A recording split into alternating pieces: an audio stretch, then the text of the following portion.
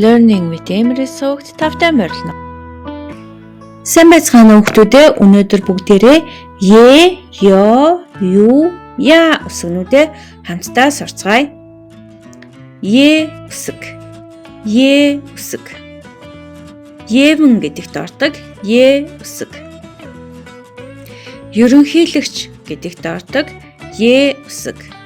Ерөөл гэдэгт ордог е үсэг. Е.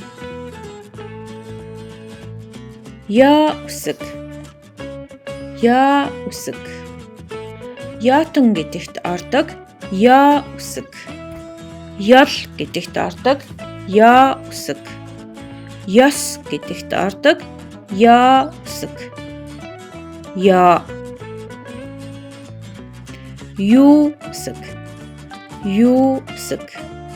Юудэн гэдэгт ордог ю үсэг. Юуцай гэдэгт ордог ю үсэг. Юпк гэдэгт ордог ю үсэг. Ю. Я үсэг. Я үсэг. Яма гэдэгт ордог я үсэг. Яла гэдэгт ордог я үсэг.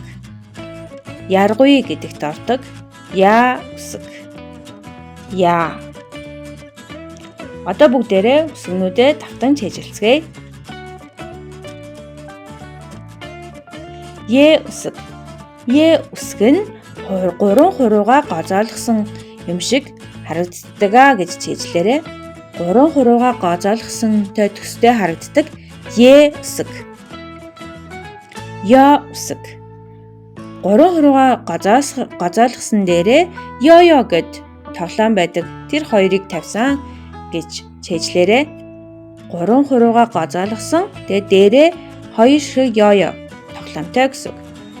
Ю үсэг. Ю үсэг нь 10-ийн тоотой төстэй гэж чийжлээрэй. 10-ийн тоотой төстэй ю үсэг. Я үсэг. Я үсэг нь ташаага тулсан хүнтэй ижилхэн харагддаг гэж чийжлээрэй. Ташаага тулсан хүнтэй ижил харагддаг я үсэг. Одоо бүгдээрээ үсгнүүдээ тацгаая. 3 хуруугаа гозоолгоод дээр нь ёо тоглоомтой үсэг я үсэг хаана вэ? Зөв байна. Сайн байна. Ю үсэг буюу 10-ийн тоотой төстэй ю үсэг хаана вэ?